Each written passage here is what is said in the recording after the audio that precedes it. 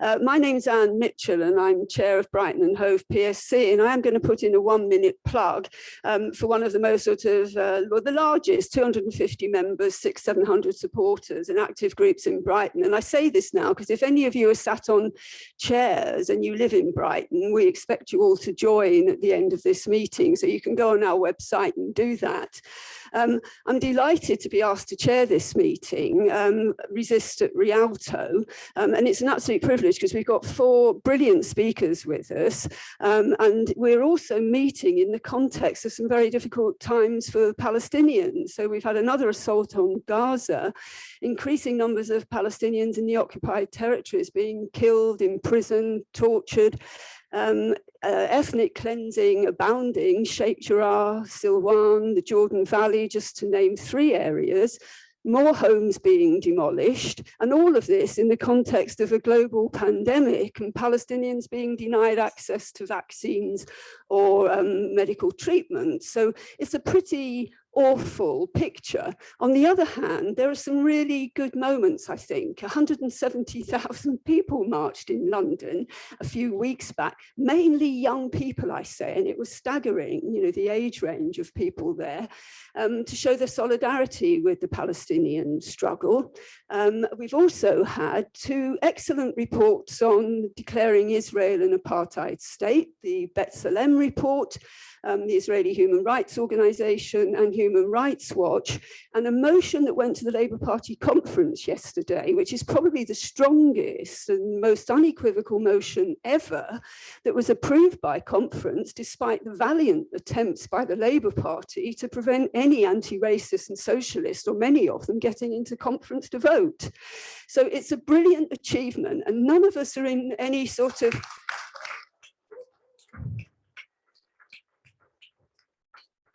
Starmer's government won't do anything, but it doesn't detract from the fact that that was an amazing achievement, and well done all of those who negotiated the composite motion and got all the trade union affiliates on board. You know, well done to everyone.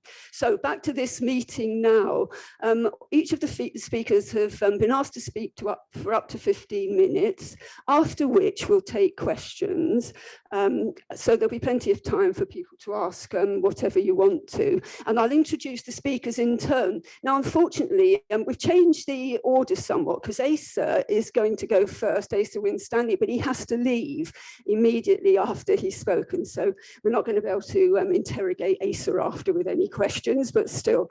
So if I can start just by introducing Asa then. I mean, Asa, somebody I expect all of you know really, is a brilliant journalist on Palestine and the Middle East, works for the amazing Electronic Intifada, and if you don't read it, I really suggest you should, and is an associate editor for the Electronic Intifada. And you also write a weekly column for Middle East Monitor. And Asa has been a brilliant ally to those of us in Brighton and Hove, so we're particularly delighted that you're speaking today with us at this meeting. So over to you, Asa. Thanks, Anne, for that generous introduction. Yes, as Anne said, unfortunately, I have to apologise because I'm going to have to shoot off straight away to get back to London. First of all, to second what Anne said, if you're in Brighton and you're not a member of Brighton and Hove PSC, do join it.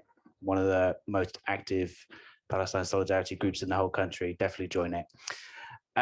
What I want to say today is really, I just want to make one overall point about international solidarity with Palestine, and that's to talk about, unfortunately, once again, the Labour Party. And the point I really want to make is that, I mean, I think probably all of us here and most people watching know the reality of what's happened in the Labour Party over the last 6 years.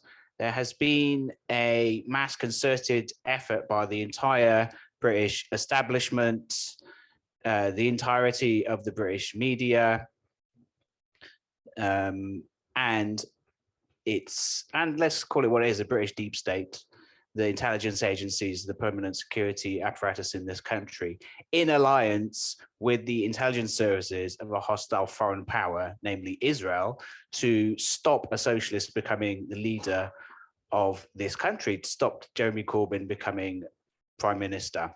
And they succeeded in doing that. So from that sense, the anti-Semitism smear campaign was very successful. You know, it achieved its primary goal, which was to stop Corbyn. So obviously that is a very depressing reality for all of us to come to terms with. And I think that we still, maybe not so much us in this room, but the wider British left is not learning the lessons of that. And they're kind of close. If we look at the broad British left, it's really closed its eyes to the reality of that, because they've capitulated to the smear campaign, including, unfortunately, Corbyn himself, to an extent. So what I would say is, I mean, that's a very depressing reality, but what I want to say is that, so first of all, I'd say it's our task, those of us who are maybe a bit more aware of this issue, to try and get that message out and to educate people that, yeah, this happened, this was a reality, and this is an issue that the British left is going to have to face up to if it ever wants to come to power, really, in this country. If there was another Corbyn, you know, a younger Corbyn in the future, someone on the left of the Labour Party who was pro, you know, part of the Palestine solidarity movement, the exact same, you know, say there was a similar movement to that which backed Jeremy Corbyn, say someone younger on the left of the Labour Party in Parliament managed to somehow, against all the odds, become the leader again. Even if we get to over all those hurdles, what's going to happen? The exact same thing is going to happen again. You know, the entire apparatus of the British establishment, all the British papers and broadcast media, the deep state, and the Israel lobby are all going to unite once again to smear this person as an anti-Semite, to say that, you know, motions like we saw yesterday, like we saw on Monday at in the conference hall, saying that Israel, correctly, that Israel is an apartheid state, saying that those kind of motions are actually bigotry, racism, extremism, anti-Semitism. So until the left comes up with a strategy to defeat these smears, I'm afraid we're going to see the same issue addressed again and again. And I think that is something we've got to think about of how to readdress. But at the same time, I would say that it's not all despair. You know, as Anne said, so it has been it's been a big defeat, obviously, for the lefts. And I would say that a lot of the left is really in denial about this, about the scale of the defeat.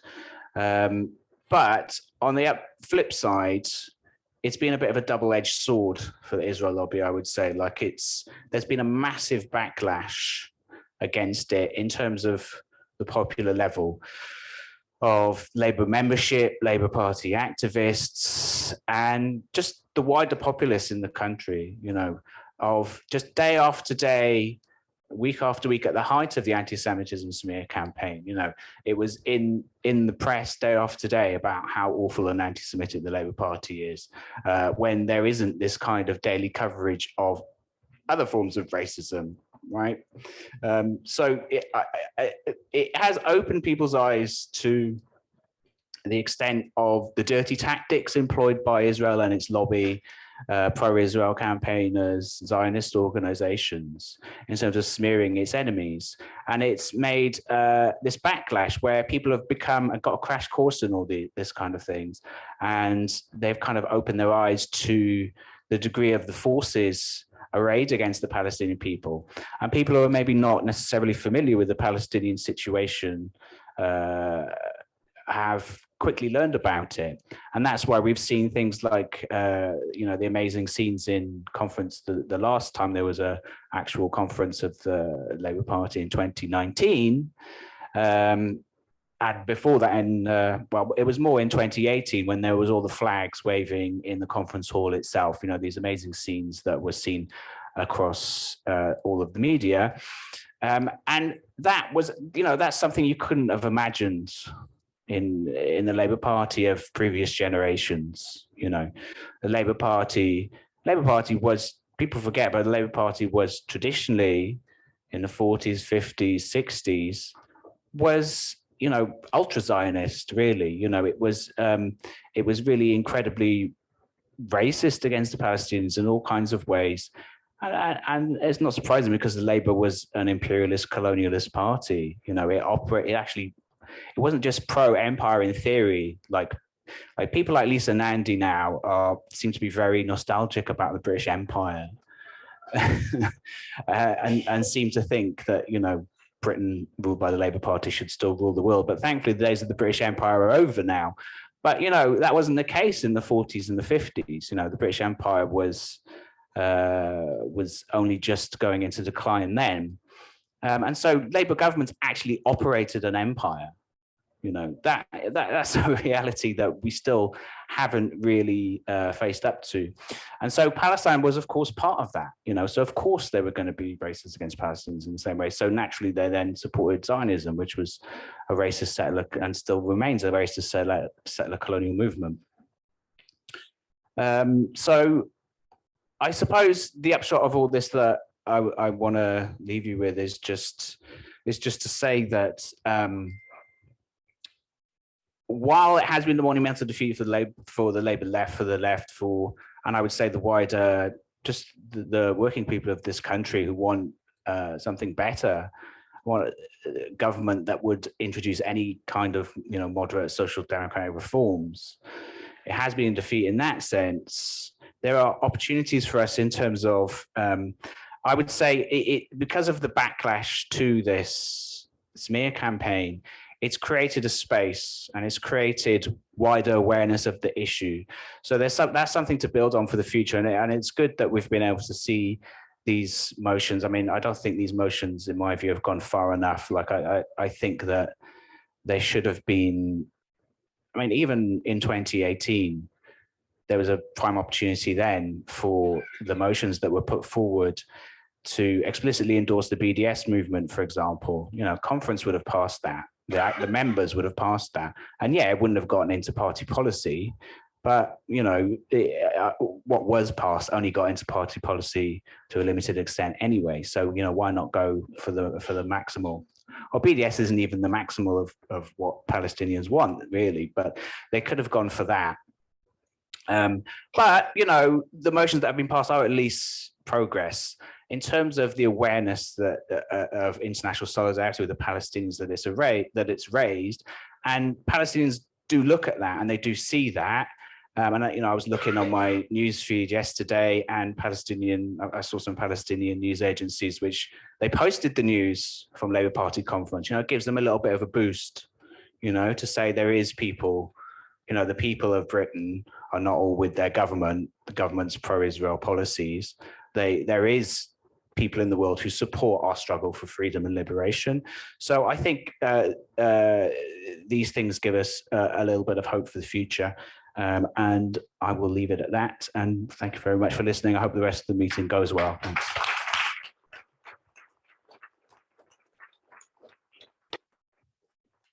Okay, we'll say thanks to Asa, who does now have to go. What we'll be doing now for the rest of the meeting on Palestinian resistance and international solidarity, Natalie will speak next. Then we'll try and get Issa from Hebron, and then Huda will speak last. One quick thing to say, which I forgot to mention, I'm sure they had a small part to play in the motion being carried. On your seats is the new Brighton and Hove flyer that we were giving out to all delegates going in on Israeli apartheid. So please do take it with you. And if there's any spares around you, hand them out to other people because they're worth reading. So our next speaker is Natalie Strecker. Natalie is a human rights activist and writer from the Channel Islands. Natalie was a human rights monitor in Hebron in 2018 and a co-founder of the Jersey Palestine Solidarity Campaign. So over to you, Natalie. Thank you.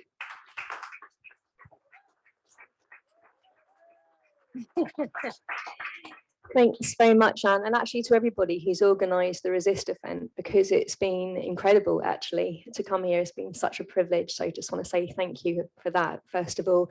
I thought what I would do today is to frame my contribution to this discussion around the Palestinian resistance and need for international solidarity around the personal experiences I had serving as a human rights monitor in Hebron in 2018, and what it taught me both about what resistance is and what it requires of us.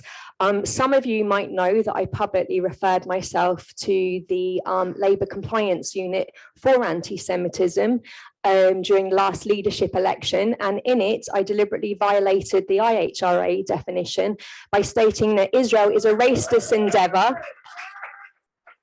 and was from its inception. And I just want to highlight, if anybody from the Board of Deputies might be watching, I never got suspended, so there we go. Make that of that what you will. But the reason why I made the point of violating the IHRA is because if you were to go to Hebron, I can promise you it will take you less than 5 minutes to understand Israel to be the racist settler colonial state that it is. And before I start talking about resistance and a need for solidarity, what I want to do is share some of the key experiences of what I witnessed or what happened during my period serving there. Of course, I won't get to go through all the things. Actually, if anyone's interested, I did write a Medium article for the 75th anniversary of our liberation in Jersey from our occupation, just reflecting on my experiences there. So some of the things that stood out for me, and I'm still trying, I suppose, in my way to process.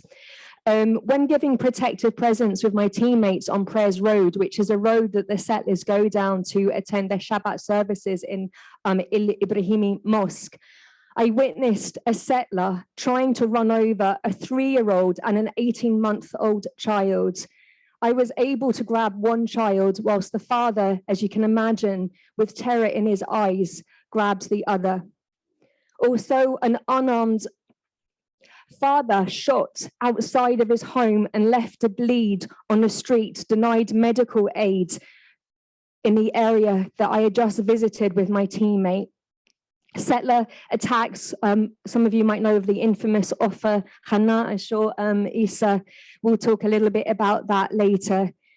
For weeks on end, tear gas being fired at children as they left school. And when I talk about children, I'm talking about children as young as kindergarten age, for no discernible reason, being met with tear gas and sometimes with sound grenades. And actually, during my time there, they also fired on a couple of occasions tear gas directly into the school.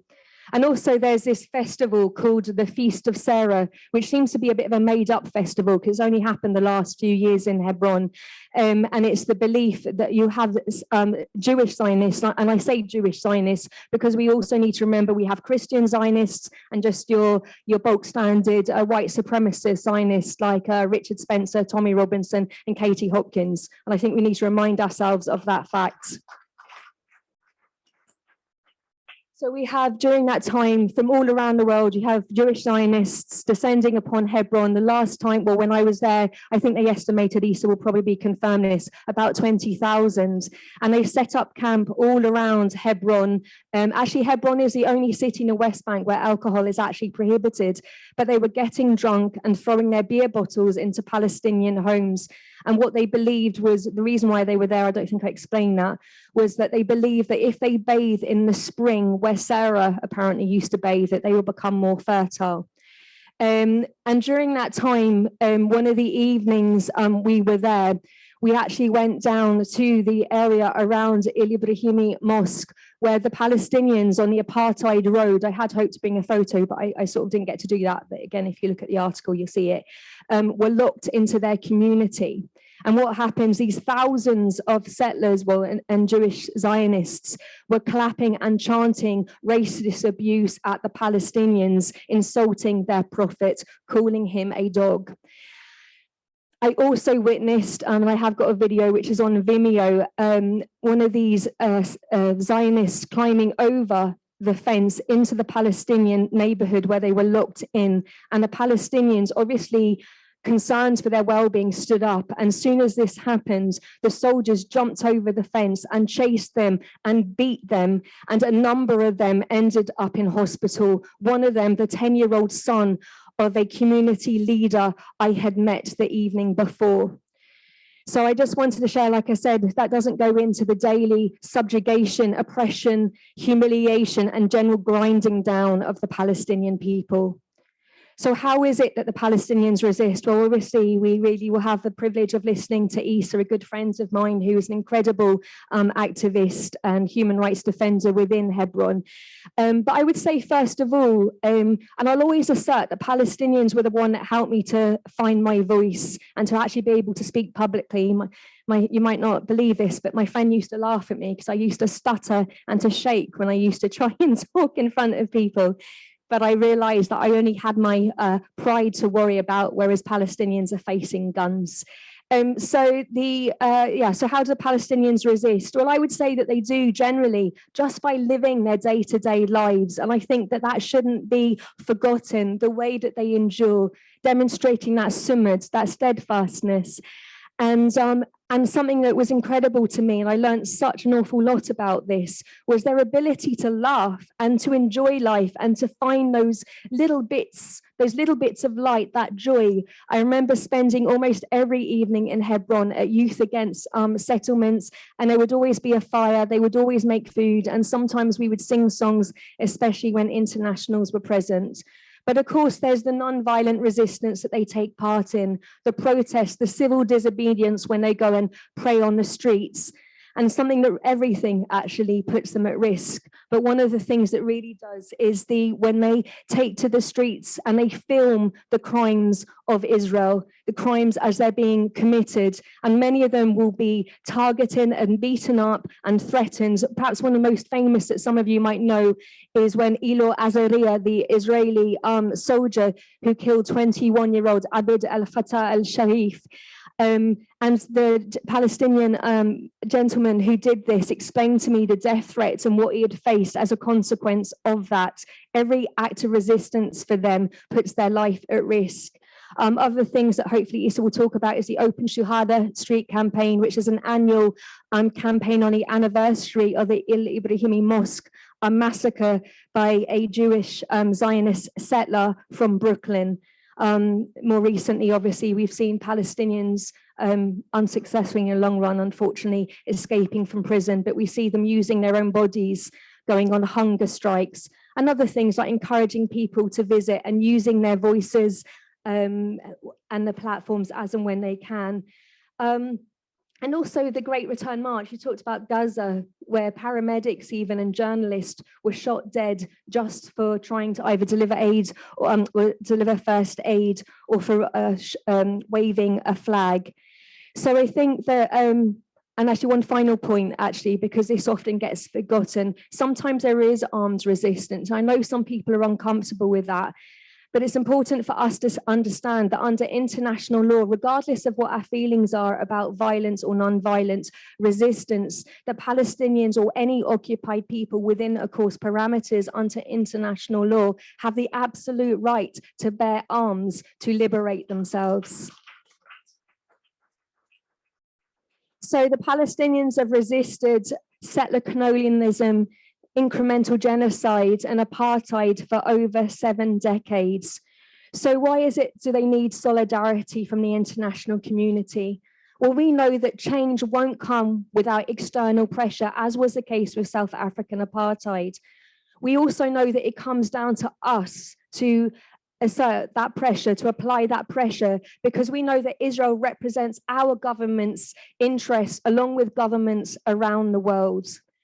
So why should we offer solidarity?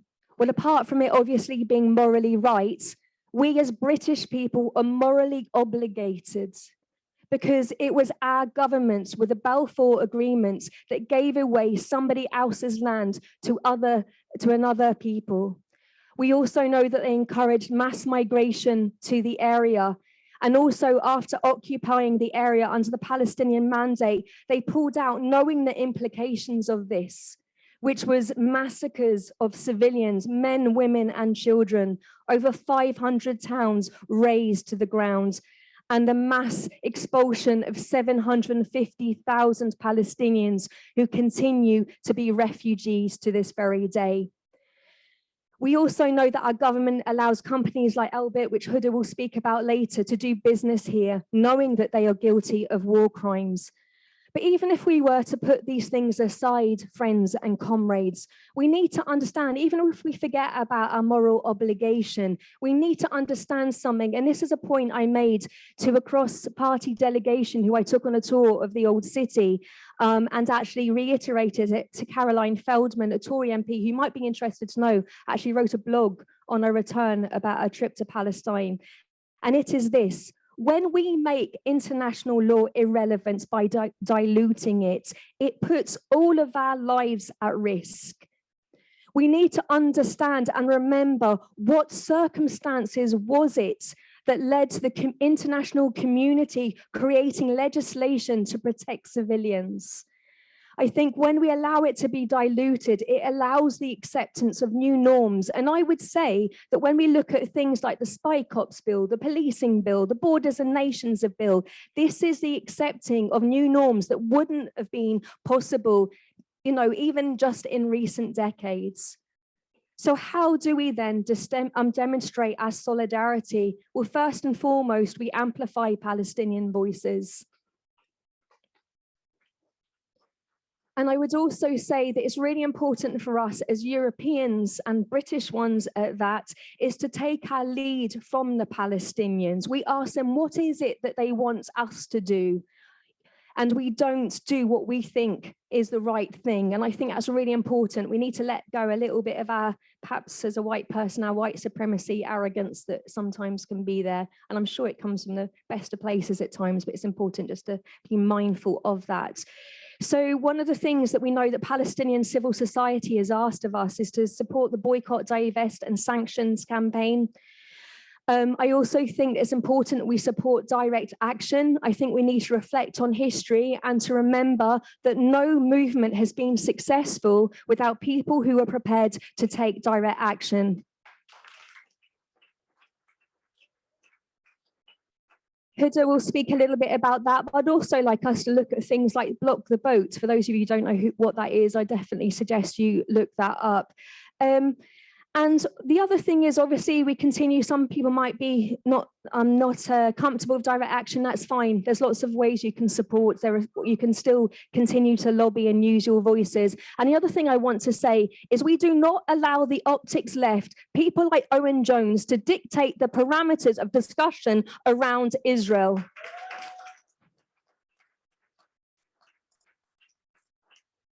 And in line with that, we resist the witch hunt.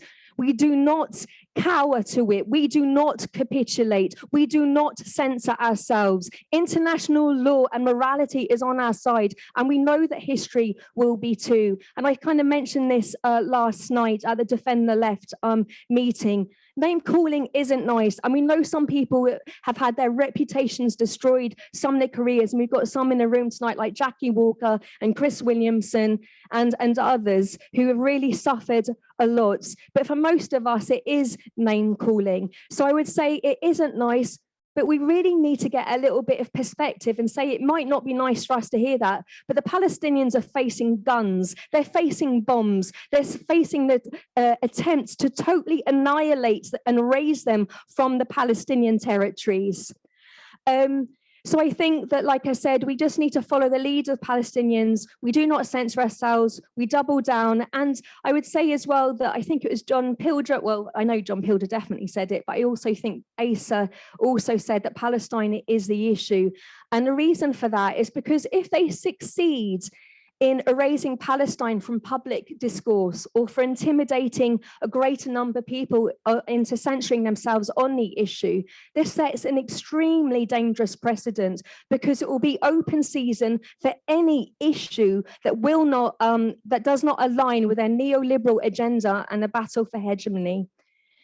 So I just want to finish on this. History will redeem us, friends and comrades, but that isn't the most important thing at this moment, which is the Palestinians who right now are suffering the worst of settler colonialism, apartheid, ethnic cleansing, and incremental genocide. And it is for this very reason that they deserve our solidarity.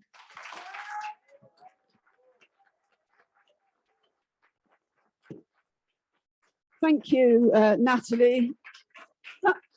That was absolutely excellent. Have we got Issa via Zoom? We have, excellent. So just to introduce Issa, I mean, Issa is a Palestine activist and human rights defender based in Hebron. He's a co-founder and former coordinator of the grassroots group Youth Against Settlements. He advocates the use of non-violent resistance and civil disobedience and has fought the occupation. And he's been subject to numerous attacks, harassment, both from the occupation forces and from settlers, and has been subjected to a series of arbitrary arrests. He recently appeared in court, in Israeli military court, on dubious 6 counts of what Amnesty International described as baseless charges. So it's such an honor to have Issa with us today from Hebron, and we're all very much looking forward to hearing from you, Issa.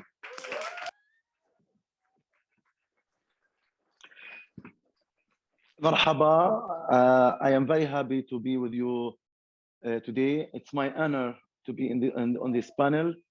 Thank you very much for Brighton Pal Solidarity Movement, for Brighton activists, for the British activists, and for all the activists all over the world who are really making a huge difference for their support, their solidarity, their sympathy, their friendship. We are very proud of everyone who is really doing something, you know, extraordinary. Just now, before I joined this meeting, the Israeli settlers are attacking now. They are attacking South Mount Hebron, a small village called Al-Mfaggara. Around maybe 30, 40 masked settlers attacked the village. They attacked the women. They attacked the kids, they attacked the tents, and without any protection for the Palestinian people. What is happening in the last 2-3 years during the pandemic is extraordinary. We suffered a lot too from Trump administration, the previous American administration, you know, and now even the British government too. We suffer a lot because of the blind support to Israel. Now we have a fascist prime minister called Natalie Bennett. He was the head of the Israeli Settlements Council in West Bank. But what is happening on the ground now, I want to explain a little bit what is happening in the ground. We all heard about the peace deal of Trump, the century peace deal. And part of it was to do annexation of West Bank. They announced that they canceled that. But the reality in the ground is it's completely different. We have something called de facto annexation. What is the de facto annexation? All over West Bank, Israeli settlements are working to expand the only settlers' roads and for sure they confiscate the Palestinian land to do these roads. They do bridges all over West Bank. They are building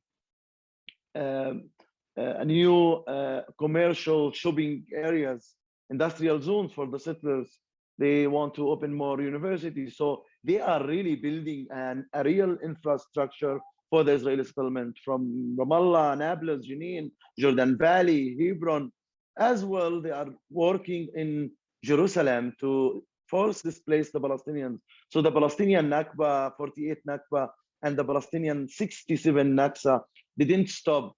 Until now, we face displacement, ethnic cleansing, and we face that the Israeli settlers are working to evacuate us from our homes. And you know what is happening in Sheikh Jarrah, Muna and Muhammad al-Kurd.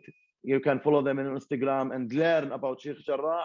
In Silwan, next to Sheikh Jarrah, another plans to demolish and evacuate hundreds of families in many other, parts of Jerusalem. So Palestinians in Jerusalem, they are really suffering from the Israeli forced displacement, Israeli discrimination, segregation, and our brothers and sisters in 1948, they suffer from the Israeli family unification law.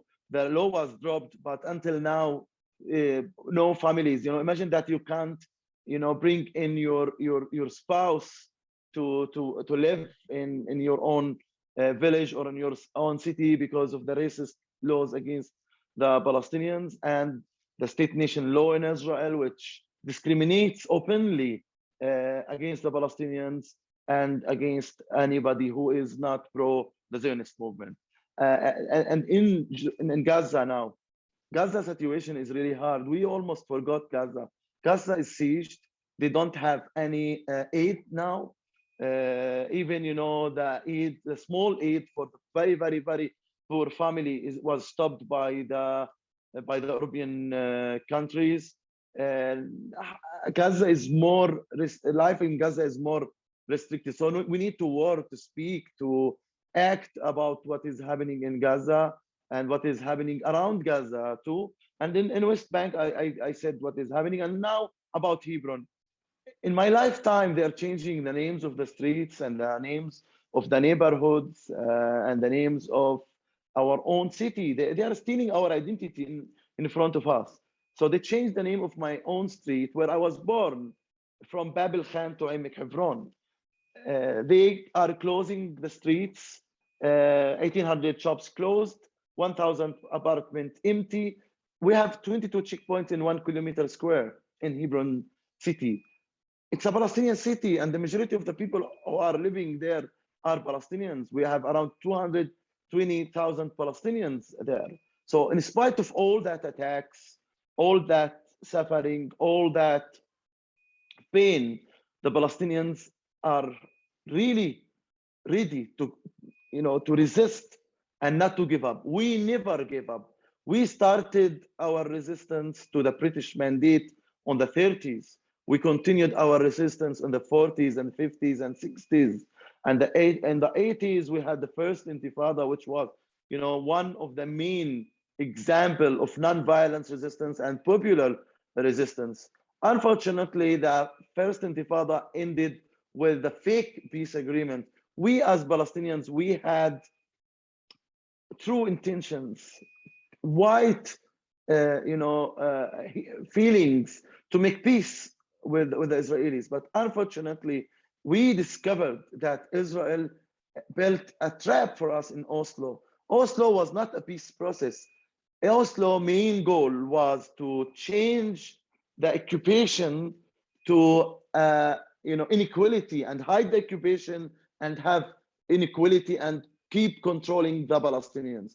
And now we see it. We see how Oslo was set up to divide Palestinian cities, to keep Palestinians inside their own compounds. And this is what the settlers are doing, dividing the land to A, B, C, as what happened in Hebron. So when we had that part of peace, in the sake of peace, in the sake of ending the conflict, ending the violence, unfortunately, we as Palestinians didn't get peace. In the contrary, we are losing more land, we are losing more human beings, we are losing more relatives. And that was the main obstacle was for the peace agreement was the Ibrahimi Mosque massacre. Baruch Goldstein, a Jewish American doctor, unfortunately, killed 29 Palestinians and 100 were injured. The result of that massacre is the closure now you see in Hebron. Imagine that Palestinians were the victims, and then they were punished for being the victims. So Palestinians, they didn't want to lose their rights, and they want to get their full political rights. They started the second Intifada, and today is the anniversary of the second Intifada, when Sharon broke into Al-Aqsa Mosque and he provoked the Palestinian worshippers, the ex-Israeli fanatic prime minister. Today is the anniversary. So Palestinians resisted the Israeli occupation and resisted that Israel refused to even, the two-state solution. So who refused the two-state solution is the country who didn't end the occupation, who continued building more and more settlements and building more and more facts in the ground. And now we have de facto annexation of the majority of the West Bank to Israel without the Palestinians. So they want to annex the land, the fertile land, the water aquifers, the hilltop, the strategic areas. But Palestinians really tried to really stop that and resist that. And they were doing well in the beginning of the second intifada. We had a real popular intifada, hundreds of thousands of Palestinians, they were in the streets. And Natalie said, without direct action, nothing will change. And that is my philosophy. Without making the occupation costly, the occupation will continue. So we should think how to make the occupation costly on the occupiers. They should pay the price of their occupation. They should pay the price of their apartheid. They should pay a price for segregation and separation. What is the price? You can choose your track and be creative. Many people are doing very well with their solidarity campaigns, awareness, pressure, networking, BDS. You can do a lot of non-violence, popular activities to make the occupation costly on the occupier. Unfortunately, what was one of the main milestones was that Palestinians inside Gaza and West Bank with this small authority, we had election. And when the Palestinians voted for Hamas, everybody in the international community refused the election. I'm not Hamas, but I respect democracy. I respect the results of democracy. And if I want to make a change, I change it through my programs, my work, my real democratic tools, not to refuse the results and punish the Palestinians for choosing Hamas. That was the main division. And so after this refusal of the Palestinian election results, a division happened between Gaza and West Bank. And unfortunately, until now, the Israeli occupation is preventing us from unifying each other and try to work together. As people, we are so united. The Palestinians in the streets don't ask each other, what is your political affiliation or what do you think?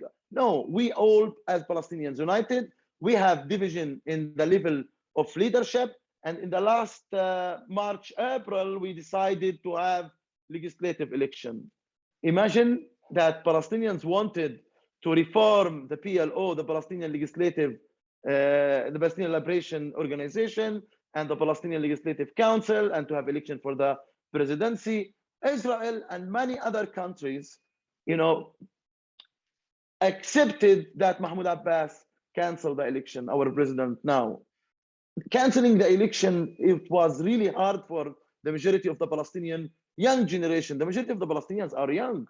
They are not old, and we as people, we try to make changes through our own education, our own direct action.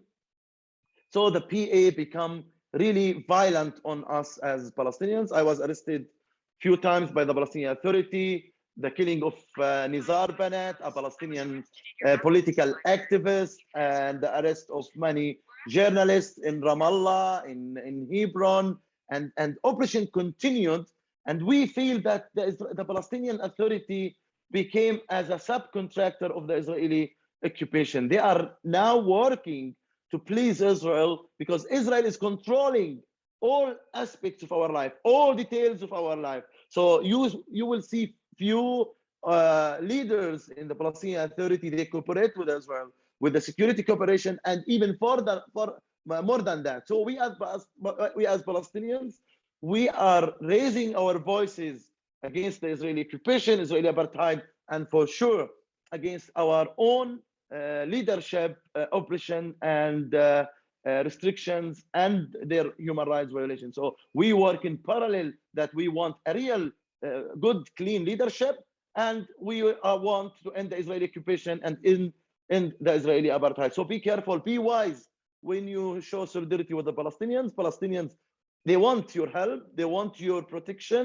Without you, me personally, without the international protection, I would be in jail. Israel, in 2016, they went after me to put me in jail with 18 military charges. After 5 years of trials and hearings, with the high pressure of the international solidarity groups, Israel really was embarrassed to keep me in jail or to put me in jail. I was convicted on 6 military charges. I'm proud of all of them. It's about my direct action against the Israeli occupation and my own civil disobedience. It's not only about me. Many other Palestinian human rights defenders, especially women, they were suffering and they were arrested. They were just released Khalida Jarrar, a Palestinian political leader. They released her yesterday. They refused to release her a few months ago to see her daughter who passed away by a stroke. This is an occupation, but we as Palestinians, we do a lot of direct action. We do international campaigns as Open Shuhada Street campaign. It's on the 25th of February, which is the anniversary of the Ibrahimi Mosque massacre. So we ask all of you to show solidarity on the 25th of February with Hebron. We do legal work, we do community work, we do leadership, training, and we try to recruit more youth to join our non-violence resistance. But what we want from our international supporters and international friends to stay optimistic. I'm very sure that we will win, and we are very close to win. And you saw what happened in the Labour Party. In spite of what they invested to destroy the Palestinian voice in the Labour Party, yesterday we won without Jeremy Corbyn even.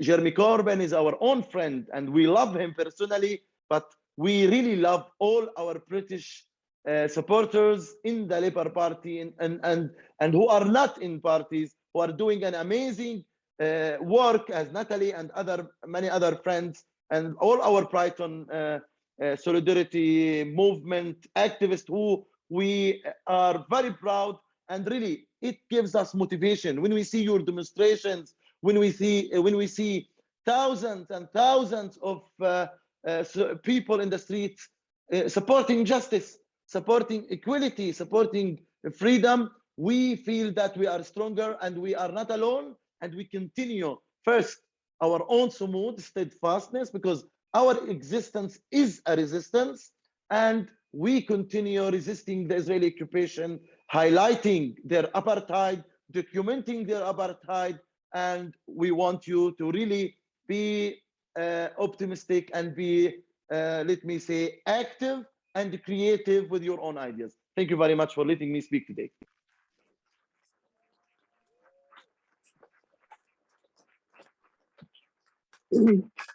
Thank you. Thank you, Issa. That was inspiring. So I'm sure there'll be lots of questions when we've finished all 4 speakers. One of the things I forgot to mention earlier in terms of the highlights of this past year, of course, was the amazing, successful direct action campaign by Palestine Action against Elbit Systems, which has really been joy for all of us to see. So I'm delighted to welcome Huda here. Huda's a British Palestinian of both Palestinian and Iraqi heritage. She's a co-founder of the Direct Action, I'm going to call it a collective because that's kind of what it is, isn't it? Palestine Action, which launched at the end of July 2020. The biggest and most successful campaign to date has been against Elbit Systems, Israel's largest and biggest private arms manufacturer.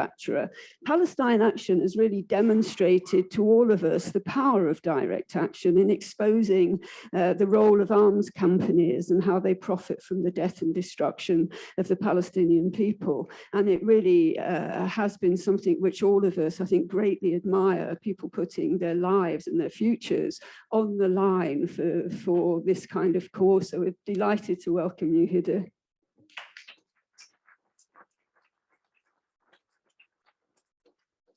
Thank you for that amazing introduction, and thank you for having me on this panel. I feel quite a lot of pressure going after everyone else who spoke because it's just been very inspiring today. I want to begin by talking a bit about my own family and how I got here today to even be speaking on this panel. As was mentioned, I'm Palestinian and Iraqi. My father's side of the family are Palestinian. And back in 1920, shortly after the Balfour Declaration, which has been mentioned here today, but basically when the British, the Foreign Secretary of the time, Lord Balfour, issued a declaration calling for essentially the ethnic cleansing of the indigenous population, my great-grandfather was shot and killed by a British soldier. At the time, my great-grandmother was pregnant, and that's the only reason I'm actually exist here today. And as many people know, it was several decades later in 1948 when the great catastrophe happened to Palestinians. And in 1967 was when the Israeli military came with their guns and their bullets and started shooting into the home of my dad's house when he was just a small child. And they were forced to hide under the table in the front room in order to avoid the bullets, and had to crawl through the back of their house with just the clothes that they had on their backs and no shoes on. And they had to run for their lives, and they stayed in caves for several days without any humanitarian aid. Eventually, they made it over to Iraq. I also want to talk, I don't often talk about it, but I think it's very important when we talk about British imperialism and our complicity with what's going on in Palestine, is to remember what happened to Iraq also. I was a young child at the time when in 2003, the UK decided to go with the US and invade my family's country. And I remember seeing millions of people go out and protest on the streets, and what an amazing show of solidarity that was, and how it showed that people do not have any tolerance for murdering other people across the world, for massacring people in our name. But they still went and killed 1 million Iraqis in Iraq, despite the fact that it was obvious that the British people did not want that war. And for me, I think that says a lot. It says a lot, and we have to also learn from history and learn from what happened. And I've been to Iraq several times in recent years, and I'm basically the only one on both sides of my family who actually live in Britain or live in any Western country. So I'm extremely privileged, and I understand that, and that's why I try and use my privilege to the best way I can to change what's happening here, and how our country's support for the arms trade is directly affecting their lives. And I want to talk about my, I have several cousins, as you can imagine. I'm from an Arab family. My family is absolutely massive, so I'm just going to have to choose one. But I have a seven-year-old cousin. She's called Zara, and she's a very sweet little girl, and she loves it when I go over, and she loves to draw. And she was drawing two unicorns, and slowly she starts drawing these two unicorns with a knife to each other's neck and blood being drawn from them. As a 7-year-old, because that was the trauma that she had in her mind, and that's the trauma that carries with all children who live under these conditions, of the children of Iraq, the children of Palestine. She witnessed her neighbors be killed and her uncles be beaten up by American soldiers. They don't know any other way of life. And lo and behold, and I live here and I've grown up here, and realizing just how sick the world really is, when actually many of the arms companies and those who profited and allowed it to happen are operating here on our doorsteps. And so I'm going to go over onto Elbit Systems, but before that I want to talk, so after growing up, I was obviously, quite political in my own background, and then I'd done many different things, including divestment campaigns. When I was a student at University of Manchester, I found out that they were investing millions of pounds into companies like Caterpillar, who provide the Israeli military with armored bulldozers to demolish and destroy Palestinian homes. And I was shocked and disturbed at the time to find that out. And I found other people and we campaigned. And just last year, they actually finally divested from that company. And I'd gone on to help other students in another university, sent freedom of information requests to every single university, all the councils, to find out about the extent of how complicit our institutions are, and found that the universities are investing over 450 million in these companies. Our councils are investing billions of pounds into these companies that profit from Israel's apartheid regime. And I did many other types of campaigning, running national BDS campaigns, etc. And obviously, I was very happy when Corbyn was in power and was one, as many of you were, trying to use that in order to actually change the material difference for people on the ground in Palestine and in Iraq. And I remember in 2019, that moment when we saw that the arms embargo between UK and Israel was for the first time ever actually on the Labour manifesto. And then the general election happened, and obviously Corbyn was destroyed because of his politics. And it came to that point when myself and many others realized that we have to do something different. We cannot keep appealing to the same politicians, to the same government, to the same councils, and essentially begging them to acknowledge that Palestinians are humans and that they are violating, they're violating their human rights and they're complicit in war crimes. And it was time to take direct action. It was time to cut out the middleman and to say, actually, if we have Israel's largest arms company, largest private arms company, Elbit Systems, who literally market their weapons as battle-tested on Palestinians, on the captive population of Gaza.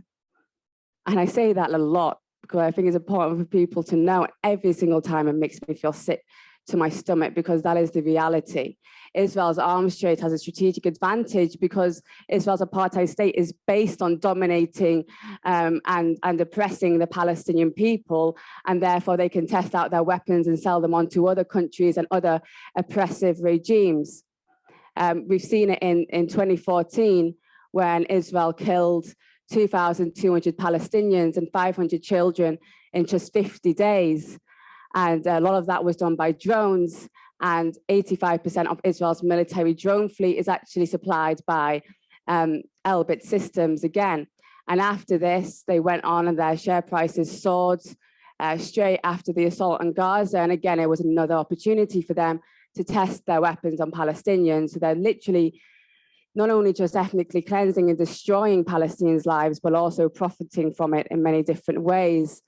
And Elbit has 10 sites here in the UK, 10 sites, 5 factories where they're building parts for weapons, parts for drones, parts for tanks, etc. across England.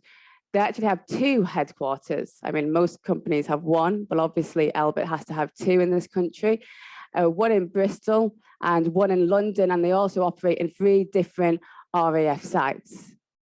And it gets to a point when you see that Palestinians who are suffering in Gaza, who are living under a brutal blockade in one of the most densely populated areas on earth, and are subject to not only are they killed by these drones, they have to hear those drones and see them every single day flying above their heads, surveilling them constantly. And the trauma that that does to a child and to an adult, to be frank as well, when they've seen that these drones can kill their family members, can kill their neighbors and destroy their country, and then to have to constantly be subject to hearing these drones surveilling them and not knowing that at any one point it could turn into a weapon and their life would be over. And these are being built here, which means we have a responsibility and a moral obligation to do what we can to stop them. That's why when we launched Palestine Action, we said we're going to take direct action. We've done the other stuff. Other people are campaigning on other things, but it's time that actually we take the power into our own hands. We go into their offices, we shut them down time and time and time again until it's no longer profitable.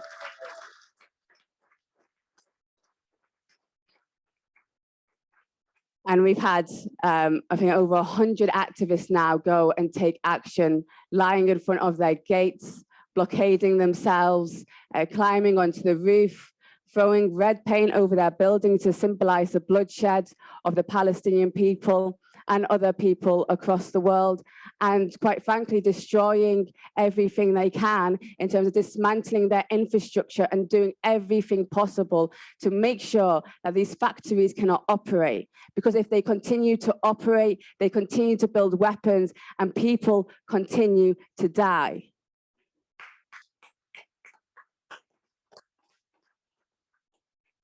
And actually, it was shortly after the launch of Palestine Action, about 3-4 weeks after, and I was searching the pro-Israel press, as I'm sure most people do in their spare time. And as I saw it, there was a press release and an article about how Dominic Raab, Foreign Secretary, went and had a meeting with the Israeli Ministry of Strategic Affairs and Benny Gantz in order to listen to their request to crush our movement. And this was just 3-4 weeks in. And to be honest with you, I was absolutely elated. But that soon followed with many different attempts to stop us and to oppress us. But to be honest, nothing compared to what happens to Palestinians every single day. And when you're trying to fight against Israel's war machine and British complicity with Israeli apartheid, you know that before you're going to be effective, you're going to face resistance. Before you win, you're going to face that repression.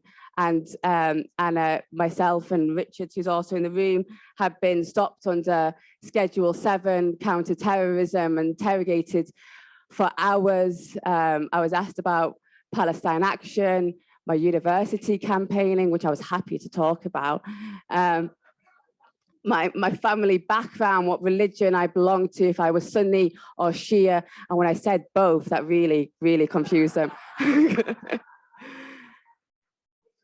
And it was after that as well, they'd taken our laptops. I refused to give my password, so they arrested us and detained us. And then later on, they raided where we lived. They took my passport. And I really didn't like that because, as I mentioned before, if you're, an Arab or a person of color in this country, that passport is everything because that's your safety net in this country. We got it back, but all in all, it wasn't nice, but it really did not matter because it meant that we knew that they were trying so hard to intimidate us, so hard to stop us, and they were so scared of the power of direct action. And what would happen if it took off? If everyone was going outside those factories day in and day out and shutting them down time and time again? Because really, we can blame every government we've had for the past 100 years. We can blame the politicians. But if we want them gone, we can make sure that they're gone. Every single one of us in this room can help us and make sure that we shut Elbit down. And we send a message to every other company or every other institution who wants to profit from the massacres of the Palestinian people, that they will be next and they will not be tolerated.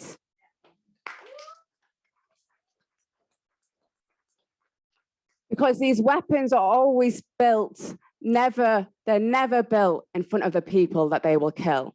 They're built here, which means we have a responsibility, we have an obligation, and we have an ability to stop them. So that's what we have to do. And I'd implore everyone, if you can, join Palestine Action, donate, do what you can. We are going to shut this factory down. We're going to send a message. We're not going to stand and tolerate for the massacre and profiteering from the deaths of the Palestinian people or any people across the world.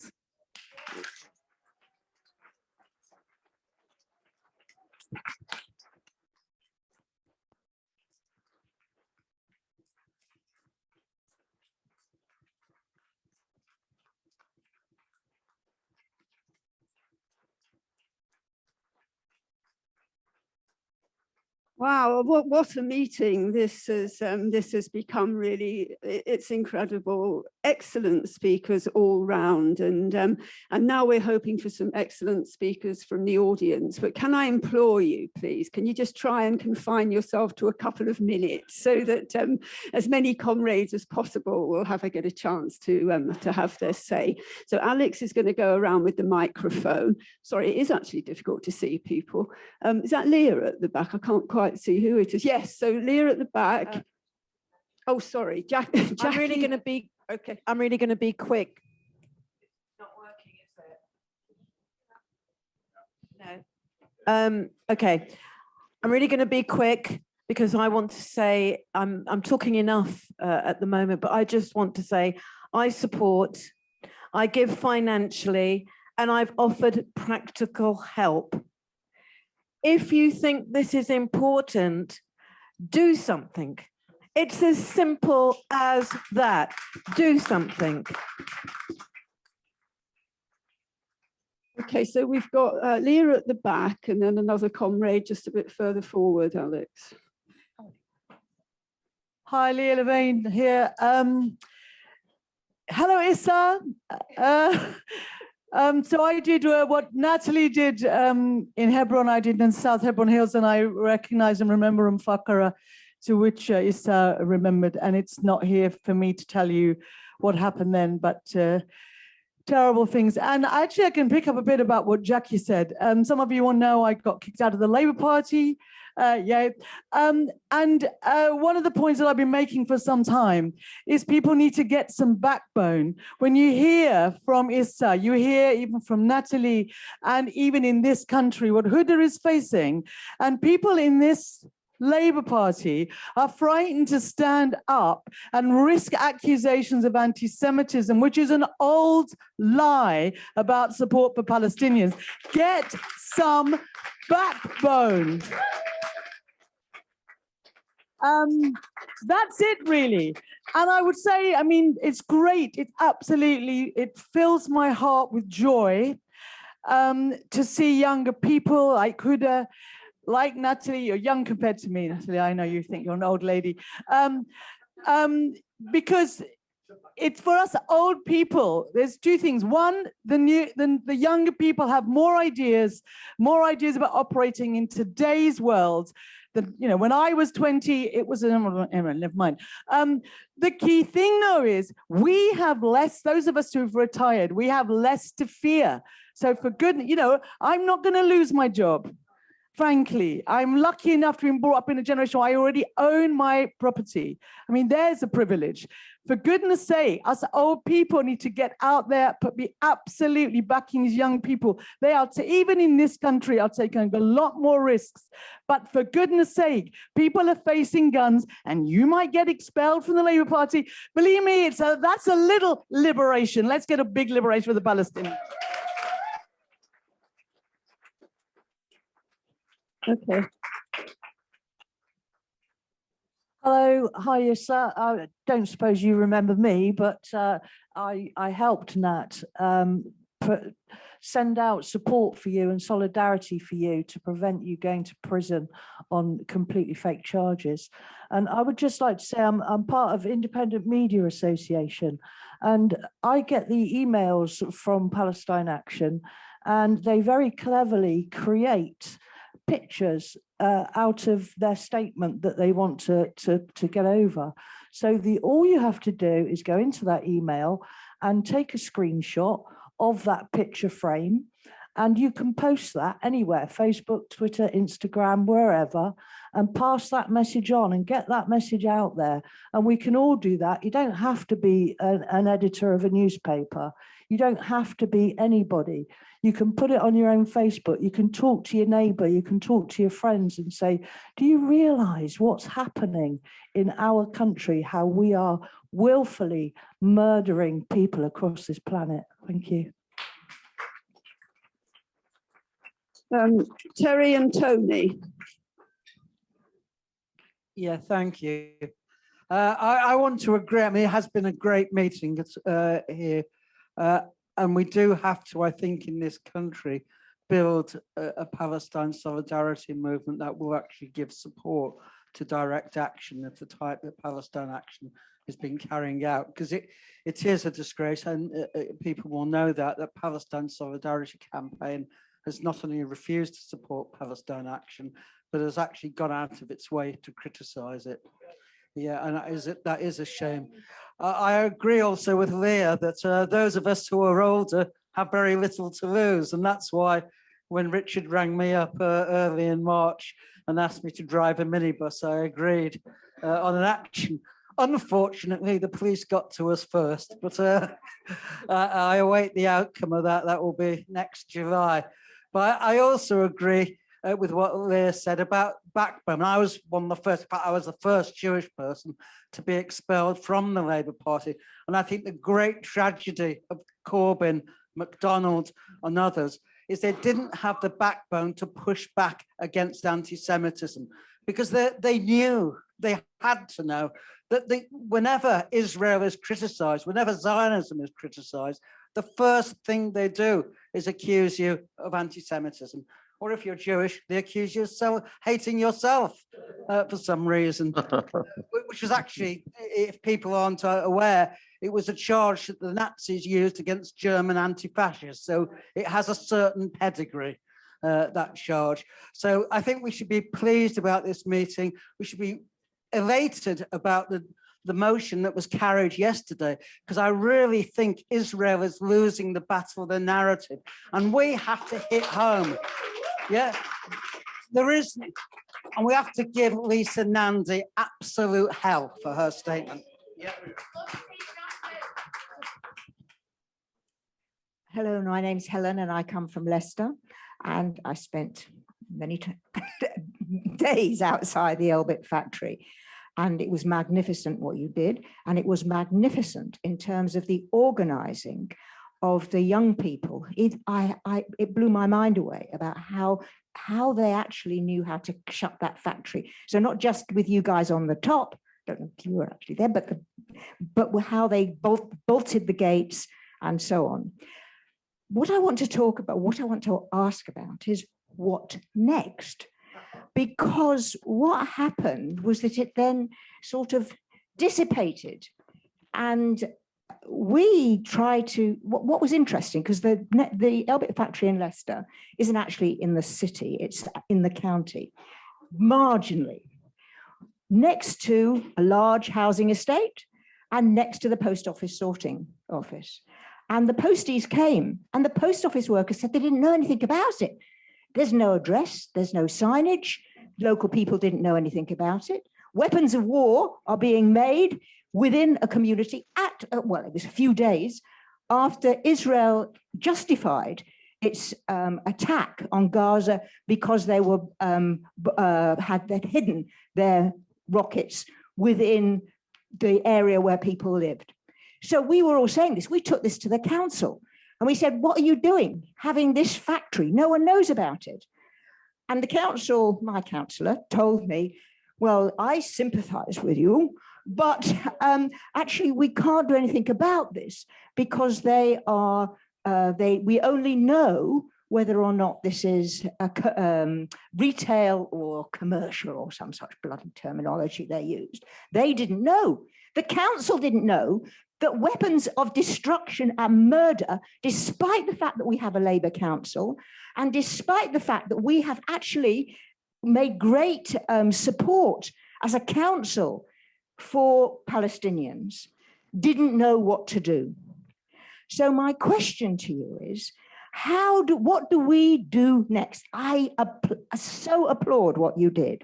I so applaud the young Muslim youngsters, especially the women who came in hundreds to the gates of that factory. They couldn't get out the factory because they were so clever that they double bolted the gates.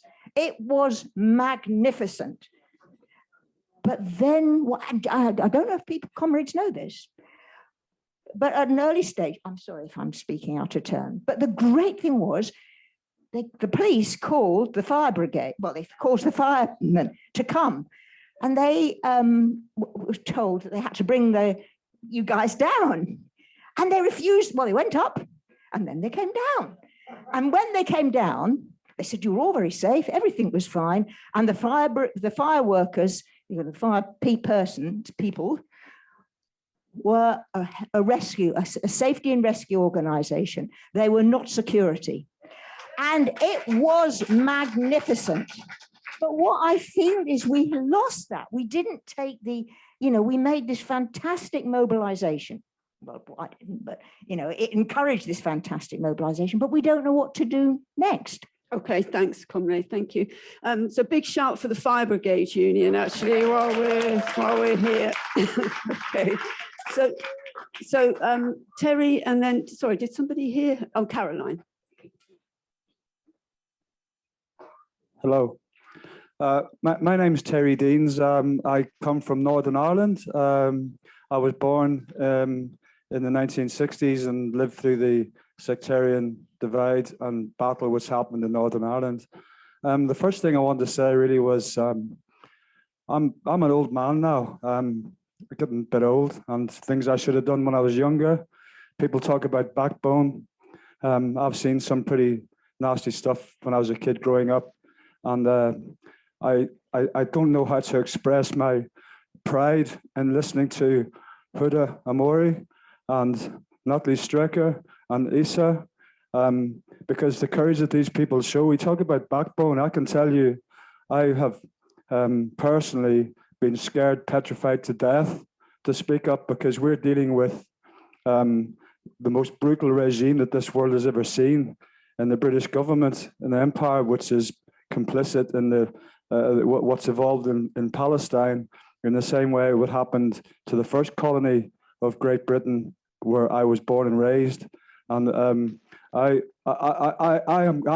to join Palestine Action. All right, that's what I'm going to do now, and I hope I've got a few years left in my life to try and inspire some young people like Huda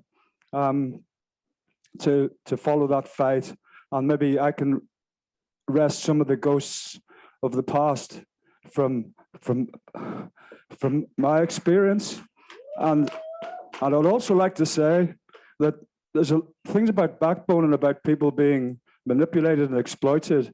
I served in the Royal Navy for this country. Okay, I spent 13 years in the Royal Navy, including going to a war in the Falklands in 1982. Okay, so I also know what it's like to be on the inside of that system, and I know how it works. So I think that everybody in this room, even if you don't get involved in direct action, you should be doing everything in your human consciousness to encourage the youth of today, to educate them, to make them understand the nature and the brutality of the system that these amazing people up here have got the courage. It almost brings me to tears to see you up there, to watch you do what you do. And I've had the privilege of meeting Huda in person last night, and it's just inspirational. So thanks very much. Sorry for going on so much, but I'm going to join up with you. I'm joining up with you, and I'm going to encourage everybody I can to do the same. Thank you very much. Thank you, Issa. Welcome, please. Thanks very much. And Terry looks like a ladder scaler as well. I'm sure he'll be up the top there. Thanks, Caroline. Hello, I'm Caroline O'Reilly, part of the Brighton and Hove PSC, having been to Palestine on a number of occasions. Issa, you may remember the coffee incident when the guy, the little settler guy. Unforgettable. Unforgettable, yeah. Other people know about the coffee incident, but we were a group of us, and we were with Issa and this very unpleasant little kid. Threw coffee over him, and he managed to duck. Most of it went on me, and we lost it. As a group, we lost it. We piled across over to the settlers, and it was a very dramatic incident. But Issa, we've been to Hebron a number of times. We know what you face. My heart goes out to you. I just think you're amazing the way you keep on, and you with the samud and the sabur that you show is just fantastic. And I don't know Natalie, but I'd love to know her. But Huda, we just think what you're doing is fantastic. And I need to tell you a very quick little anecdote. My brother, unfortunately now dead, was an accountant in the BAC company off the A3, and there was an action quite extensive actions we did here in Brighton at the Hollandbury factory. And we were doing very, very well. I mean, you've probably heard about it and what happened, that they closed the place down and lots of damage was done. But my brother rang me. He said, I've just got an email, I've just got a piece of paper around. Everybody in the factory have just got a piece of paper to beware that they get any contact with anybody from Brighton, because Brighton are attacking this factory and you must be really careful. My brother was straight on the phone and he said, tell the brotherhood, tell the sisterhood in Brighton, they are terrified. This factory is terrified because of the impact that Brighton's having on the factory in Hollandbury. And I'd say to you, don't underestimate the fact, I mean, I'm sure you don't underestimate what you're doing, because it's so powerful. And the fact, obviously, they're not taking you to court, or they keep putting the court cases off. They are frightened. And so keep going. And people like us are behind you, and we'll do whatever we can administratively or whatever. And I just want to say that we have the greatest admiration and sympathy for you. Thanks, Caroline. Does anybody else have a contribution before we move back to our speakers for their final contribution? No, can I just say, I think it would be really good if at some point we could reframe the whole narrative on anti-Semitism to anti-Palestinian racism. Let's move the goalposts. You know, I think we've had enough now. Some of us have had more than enough of the Labour Party and what it's been doing. So let's make that shift. Let's talk about what this is really about. Yay!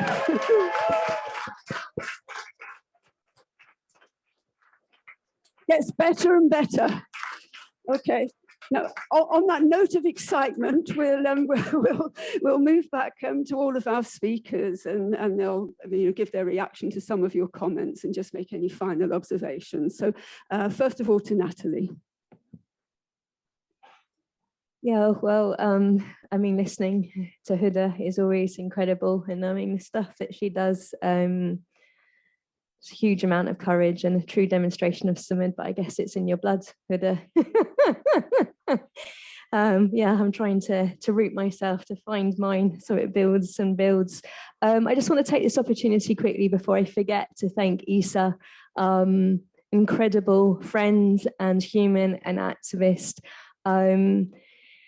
Hebron is not an easy place to go through. I mean, to spend any significant time in when you have a heart, really, and when you recognise what's happening. And it's hard actually going there with European privilege and understanding that you get to leave at the end of the day, although it's very difficult for me to leave. But one of the occasions when I was there, and I'd kind of sort of reached my limit a little bit of seeing so many things, and I was heartbroken, and I spent a lot of my time crying one evening. And actually I remember Isa arranged for me to get a taxi with his friends, because I had a day off. You only get a few days for the period that you're serving there, and said, look, this guy is going to take you, my friend, right to the door. You'll be fine. Go and have some time and then come back and start again. And I thought it was really hard, because although I know I needed that time, to leave Isa, who didn't get to take that time out, didn't get that time to rest, really was heartbreaking, actually. So I just want to take the opportunity publicly to say thank you to Isa, because you're incredible. And actually, I'm going to just finish with a quote, because I think it's important for Huda to spend more time talking about the stuff that she does. I will keep resisting in the way that I can from the Channel Islands. And it's a quote that I mentioned yesterday, and hopefully I remember all of it in one go this time, that I always go to get inspiration, really. And I think Huda is really showing a demonstration of this, you know, along with other activists taking similar action. And it's Sophie Scholl, who is an anti-fascist organizer in Germany during, obviously, the Nazi regime, and she was murdered on her 22nd birthday. for writing with her brother and friends anti-fascist leaflets to hand out to individuals. And on the day that she died, she said, "How do we expect righteousness to prevail if nobody is willing to give themselves up individually for a righteous cause? Such a fine sunny day and I have to go, but what does my death matter if it inspires thousands to action?" And that's something I hold close to my heart. And I think that it's something, I mean, hopefully most of us won't have to make the sacrifice that she did, but we ought to, you know, try and make the sacrifices that we can. Thank you, Natalie. Now, over to Issa for any final comments, please. I want to thank all of you for what are you doing for Palestine. And I am very proud of Huda and Natalie, and I don't think I can add anything when they both are here. I am a big fan of both of them. They are really, you know, doing an amazing work. I love a lot direct action, and I think direct action is the best tool to make the occupation costly on the occupiers and on the supporters of the occupation. So keep going with your direct action, with Palestine Action. And if I am in UK, I would join Palestine Action and support their really amazing activities and amazing ideas. Thank you very much. We will keep resisting with your support. Thank you. Thank you very much, Issa. And now any final comments from Huda? Thank you everyone for listening to me and for the great response from the audience. I've loved doing this, and I think we've all been in isolation for quite a while, and it's a bit strange not doing an event on Zoom and actually seeing so many people's faces for the first time in ages. And I want to start off by responding about Leicester, and I think you're completely right. What happened in Leicester was absolutely incredible. And those 4 activists that went on the roof were absolutely incredible for doing that at that time. And the fire brigade union as well, immediately when they realized what that factory was, refused to remove the protesters from the roof. And ever since then, they have consistently, in Manchester, in Runcorn, in different places across the country, the fire service always refuses to take down Palestine Action protesters.